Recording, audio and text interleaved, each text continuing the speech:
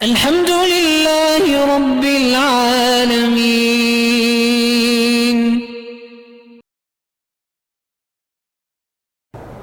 دوسرا مسئلہ یہ ہے کہ اللہ فرماتے ہیں کہ اعمال جو ہے وہ تولے جائیں گے، اور جس انسان کی تولیں بھاری ہوں گی وہ تو جنت میں جائے گا، اور جس کی تولیں جو ہیں وہ ہلکی ہوں گی وہ جہنم میں جائے گا۔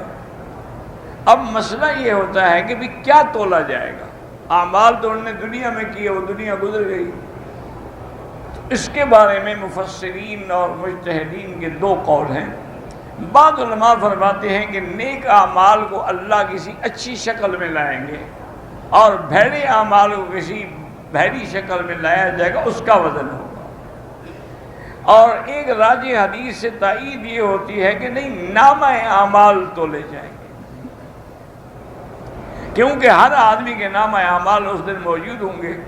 جیسا کہ ایک حدیث مبارک میں ہے کہ اللہ پوچھیں گے اپنے بندے سے کہ بھی ہاں بتاؤ تمہارا وزن شروع کیا جائے؟ انہوں نے کہا یا اللہ آپ دیکھ رہے ہیں کہ میرے اعمال خبیثہ جو ہیں اس میں تو 90 اور 99 رجسٹر ہے، اور نیکی کے پلڑے بھی اتنا تھا ایک کاغذ پڑا ہوا ہے، تو تولنے کی کیا ضرورت ہے؟ واضح ہے۔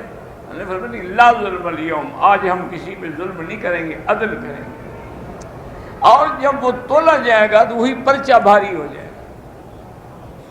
وہ حیران ہو یا اللہ بھی یہ کون سی چیز ہے؟ فرمایا جب تم نے ایک دفعہ کلمہ توحید پڑھا تھا دل سے، یہ اسی کلمہ توحید کی برکت ہے کہ تمہارے وزن زیادہ ہو گئے۔ اس سے معلوم ہوا کہ نامہ اعمال تولے جائیں گے۔ اور ایک یہ بات یہ بھی یاد رکھ لیں کہ دنیا اور اسلام کے قانون میں فرق ہے۔ دنیا کے قانون میں بندے گنے جاتے ہیں، تولے نہیں جاتے۔ اب دیکھیں نا، الیکشن ہوتے ہیں، ووٹ ہوتے ہیں، ووٹ گنتے ہیں، جس کا ایک ووٹ بھی زیادہ ہو گیا وہ جیت گیا، یعنی گنے جاتے ہیں۔ لیکن اسلام میں گننے کا حکم نہیں، وہاں تولے جاتے ہیں کہ جس آدمی کا عمل جتنا خالص ہوگا اتنا وزن زیادہ ہوگا۔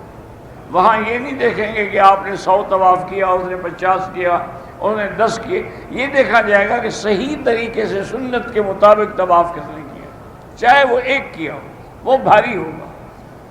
کس نے 1-2 رکعت جو ہے سنت کے مطابق پڑھی، کوئی 100 رکعت پڑھ لے لیکن اس میں ارکان کا خیال نہ کرے تو اس کی کوئی قیمت نہیں ہوگی۔ اس لیے یہ دوسری چیز جو ہے وہ یہ آ گئی۔